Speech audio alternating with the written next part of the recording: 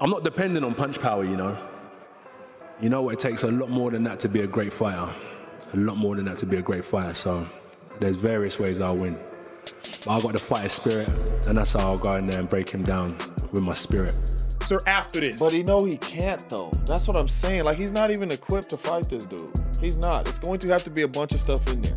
Joshua will punish this man. It's impossible for somebody like Anthony Joshua, who is so big and so strong, to even think he's going to take it easy.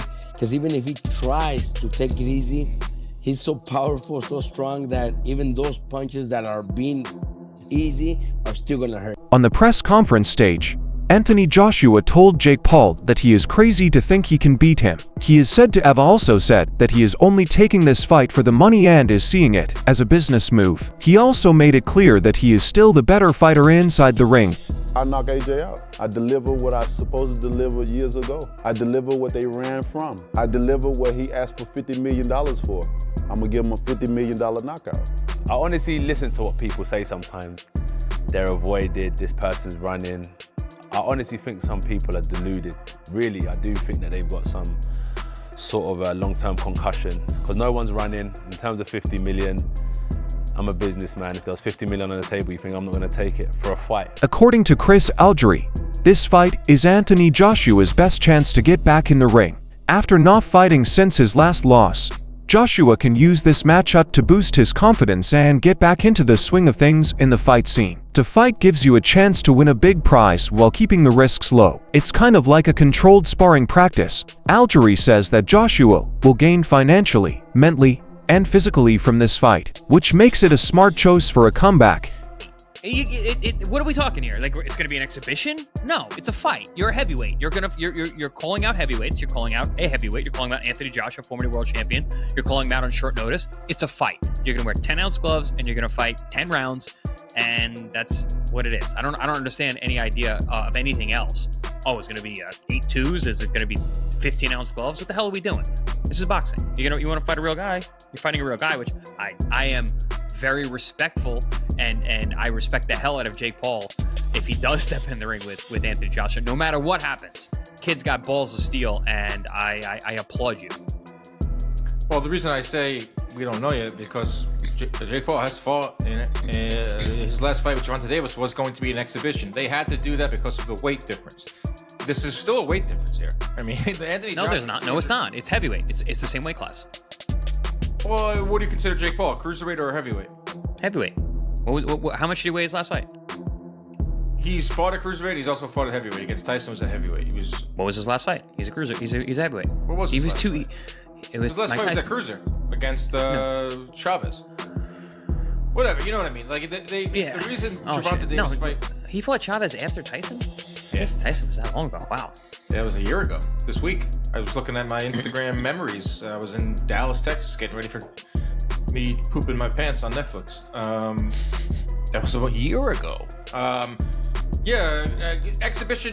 These are questions that are asked. These are questions that are attached to Jake Paul events. Eddie Hearn says that Anthony Joshua is definitely interested in the fight with Jake Paul, but they need to be careful because Paul is unreliable. He says Jake has a past of deciding on opponents and then canceling or delaying fights at the last minute, which makes it hard to plan and get ready. This way, Joshua's camp is always ready for anything that might happen, and they continue to train and plan. Hearn stresses that if Paul is truly committed to the fight, it will be a huge financial chance for Joshua and could be one of the best paydays of his career.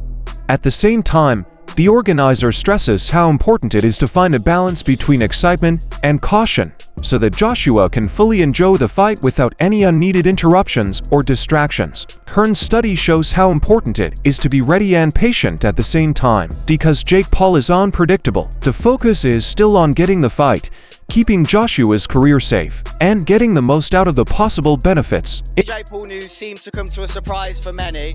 How close are we to making that fight, Eddie? Not that close. I mean, there are conversations. There's a lot of hurdles to overcome.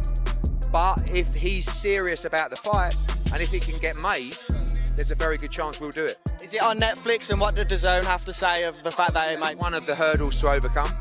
But we were going to have an 8-round run out in December. Just so happens it might be against Jake Paul.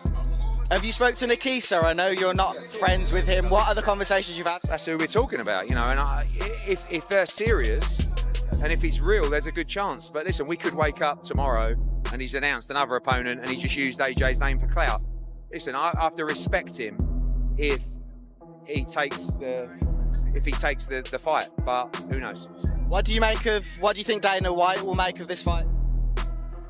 I mean, he did Mayweather against McGregor. He doesn't like Jake Paul. I really couldn't care less what he thinks about the fight. AJ's going to make close to or around a career high payday, and we'll take every single cent of it. According to Paulie Malignaggi, Anthony Joshua will take the fight very seriously, even though it is officially called a showcase. He points out that Joshua has never thought less of an opponent in his history. When he steps into the ring, he will bring his full attention, strength, and precise skill. Malignaggi says that Joshua's focus, timing, and knowledge of the ring help him take advantage of opportunities and punish bad behavior. Ryan Garcia agrees with this point of view and says that Joshua's natural strength and accuracy make his punches very dangerous even if he decides to tone them down. When you add up what both experts said, it's clear that Jake Paul is really in danger, and the fight should not be taken lightly, even though it's being billed as entertainment or promotion. A lot of people say that Joshua can control the pace, distance, and energy of the fight because he has fought top heavyweights before. Analysts agree that Paul will need to show both strategy and toughness, since Joshua's skill and power make the situation high risk and any mistake could have bad results. The talk confirms that both sides need to respect each other and get ready for the fight. It's pretty much out of the bag now. And if you listen to this, it's definitely out of the bag. Yeah, Fight for 84, big boxing movie that's hitting Netflix soon about the Olympic 84 team starring Jamie Foxx and Chris Algieri. I am not starring in anything, but whatever. Yeah, no, I got a credit. I'm in it. I got some lines. So that's amazing. That is so cool. I mean, this couldn't get any cooler. You're now in the movie, which is absolutely absurd. Yeah, what a day. Hopefully, what a life. Hopefully, maybe there'll be more of this. Who knows? Who knows? I think it's just the beginning. I think this podcast is numbered. Our days are numbered. No way. I'm never letting this go, Dan. This is. I'm a ride or die.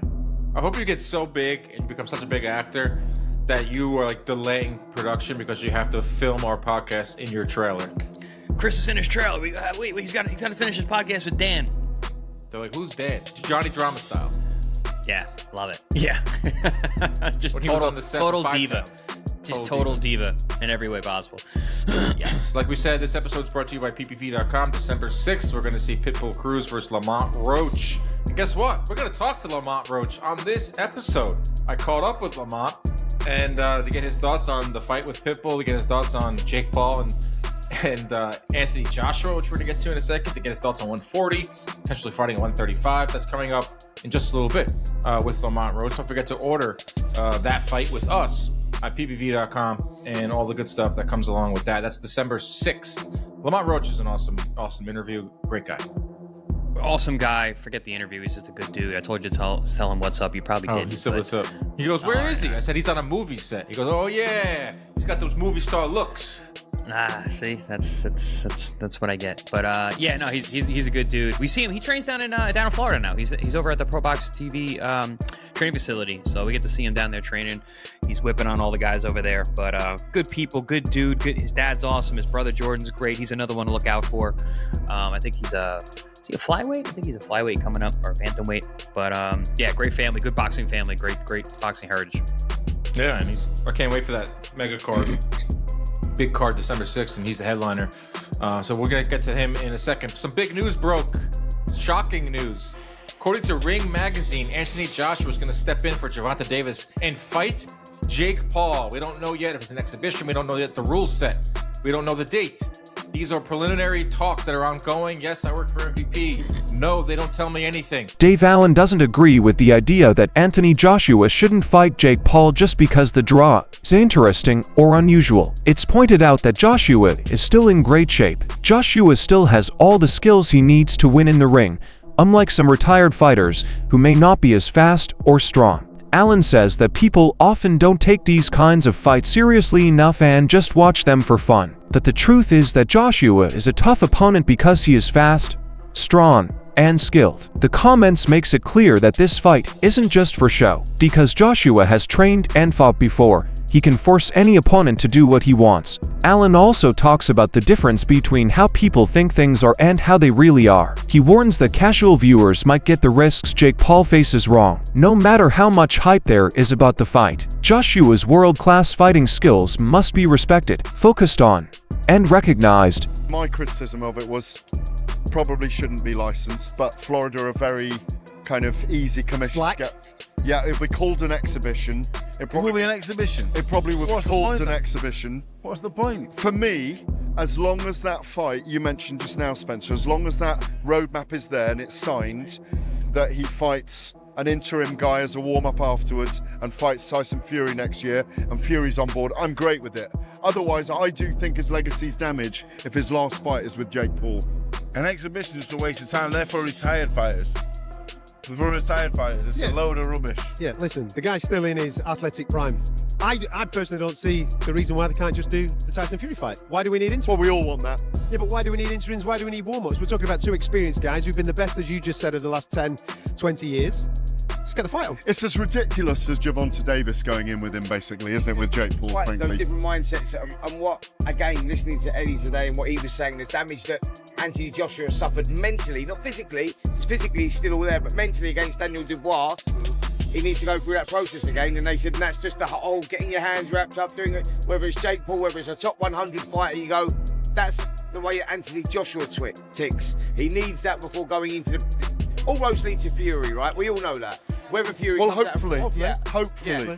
Analysts say that Jake Paul is going into a fight with someone who is more or less at the same level as him in terms of current competition. This is different from the older or retired fighters he has fought in the past. Fans are looking forward to the challenge, but Paul is also taking on more physical risk. Health and safety are still a worry, the commentators say, because Joshua is much smarter, stronger, and has more experience than Paul. In terms of racing, the matchup is good, but it could be dangerous for the players' bodies. Maybe even bigger than the Mike Tyson fight. It's hard to say really. Tyson was a big name, but it's going to do numbers regardless because Joshua is a big name and then people are going to be tuning in to see Jake Paul get knocked out. Right now, Eddie Hearn talks about Jake Paul taking this Joshua fight. I mean, my estimations of Jake Paul would go through the roof if he signs to fight Anthony Joshua, because I just can't believe in my mind that he would do something like that. I mean, Gervonta was a smart one because of his size. Like, you know, I think actually he would have had a lot of success against Jake Paul, but the size is a problem. But this would just be, you know, like if Jake Paul was to take the fight with AJ, you'd really have to maybe carry his balls in a wheelbarrow on the ring walk, you know, because AJ wouldn't mess around in there, you know. So it would be huge, but nothing to tell you it's close, just a few conversations so far. Damn right, if Jake Paul takes this fight, he's got some major balls on him. And I know people hate influencer boxing, but come on, he's not fighting an old, retired, past the prime MMA fighter. No, he's fighting a legit boxer who's massive, 6'5", 6'6", jacked, 240, 250 pounds, shredded, power puncher. Do we need to remind ourselves of what Joshua did to Francis Ngannou? Francis Ngannou was coming off a pretty good performance over Tyson Fury. He didn't get the win in that fight, but you could argue that he did actually win that fight. And Ngannou, throughout his entire MMA career, in 4-ounce gloves, very rarely got hit. He could take a punch. He's got a big, fat African head.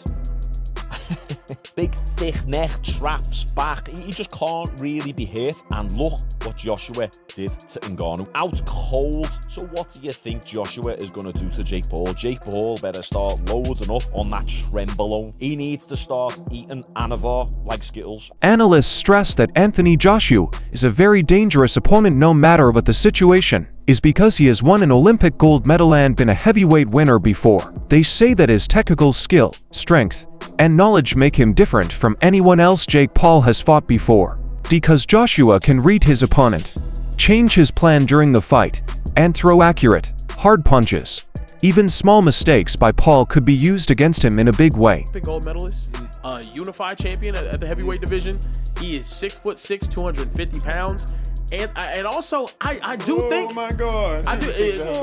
No, Jake Paul 6'1", about 220. I want to say this though. I think Anthony Joshua, he's made stupid money in his career. Dumb money in his career. I don't think he's going to be in a position to be accepting BS terms with Jake Paul if this is really what's going to end up happening. I think we're actually going to get to see Jake Paul against a former heavyweight champion of the world. Do I think that's a smart idea? Absolutely not. For Jake Paul, do I think it would sell? Absolutely. Do I think it'd be very interesting and people would tune in to see if he gets his head knocked off? Absolutely. I genuinely, I hate to say it. Experts say this is not a friendly fight at all. It needs your full attention, planning, and respect for what Joshua can do. Many experts also talk about Joshua's physical traits, such as his reach, strength, and fitness, which give him a clear edge in controlling the fight's pace and range. Even though Paul is sure of himself, he goes into the ring where underestimating a past world champion could lead to bad things. According to the commentary, Joshua's past fights against top-level heavyweights have improved his timing, defense, and ring IQ, which means he can easily beat an opponent with a different style. The discussion makes it clear that this fight will be a real test of Paul's skills, and Joshua's standing as an elite boxer guarantees that it will be very competitive and difficult to plan your moves for. He probably sees what Alexander Usyk, who's now the undisputed, one of the greatest heavyweights of all time now after beating all these guys. He was a smaller guy, went up, he's like 6'2", 6'3", about 200 pounds at first. Now he's probably sitting at about 220, 230. Similar size to Jake Paul. Yeah. Went up and beat all these guys. Granted, Usyk, greatest amateur boxer at that weight class ever. I think it's going to be interesting, but I do think Jake Paul is in a good position. The only fear is this. I hate to give him credit. If Jake Paul gets his block knocked off completely. Yeah, very possible. The Jake Paul experiment is over. It's a wrap. Because if you step into the ring, everybody thus far is wondering and has wondered, like, what would happen versus a legitimate boxer? Yeah. And in their relative shape. Not a 50-year-old Floyd. Yeah. Not a 60-year-old Mike. We've all asked ourselves, well, what happens if you fight a real fighter? The problem is, once you fight a real fighter and you get beat down, the hypothesis is gone. So now we don't need to wait to see the experiment. Y'all know what we do every year. We say the best college team could beat the worst NFL team. Yeah, and it's nasty. a fun debate. Yeah. If you don't really know ball, if you don't really know ball though, you'll be like, man, but if 10 players on Georgia would start for the Cleveland Browns right now. But if they actually... As Oladipo points out, this is one of the biggest fights, and both fans and the media are paying a lot of attention to it. He says that the fact that Anthony Joshua is a former heavyweight champion and Olympic gold medalist gives the fight more respect and excitement, making it something that people all over the world are looking forward to. Fans especially want to see exciting moments and the chance of a knockout, which makes the fight more exciting and intense. Oladipo says that Joshua is a tough opponent because of his skill, experience, and strength. This means that the fight will be taken seriously and not just seen as fun. With Joshua's fame and Paul's popularity, the fight gets a lot of attention and becomes a big topic of conversation in both boxing groups and general audiences. The excitement, media attention, and fan talk about this match all show how important it is. And this is, for Jake Paul, a much bigger fight than fighting Gervonta Davis. And I mean bigger, not just in the sense of who he's fighting and the size of AJ, I mean bigger in terms of numbers. Like Jake Paul versus AJ does way bigger numbers for me than Gervonta versus AJ. I think this actually does bigger numbers than Terence Crawford versus Canelo. I really do. I think this is, again, if it makes money, it makes sense. Let's talk about the negativity. And look, I get it. Like, if you're like me, I still believe, and look, some might say, well, AJ's just going to pick up, who knows what the numbers are, 80, 100 million, right? And then continue on his trajectory or career to potentially become a world champion again. I don't like this pause, if this is just me. I still believe that AJ can do damage in the heavyweight division. I believe that. Again, some people are like, no, he's done. Okay, cool. I believe that AJ can do damage again. I look at the heavyweight division and I remove Alexander Usyk from it and I'm like, AJ can beat a lot of those guys. So I like the idea of AJ staying busy and having real fights against real heavyweights. So I'm not I'm not a fan of this pause, especially considering that we've not seen AJ in the ring since September 2024. It's a long time. It's a long, long time. So if AJ has this fight, we're not going to see AJ in the ring properly until the spring. It's a long, long time. If AJ was busy, and then had this fight in between, I guess I wouldn't be too mad with it. I get it, right? If someone knocks on your door and says, do you want to fight Jake Paul for 100 million? You're like, you'd be stupid to say no. No, I don't want that 100 million for what would be and will. That's all for this video today. Watch out. Until the next time.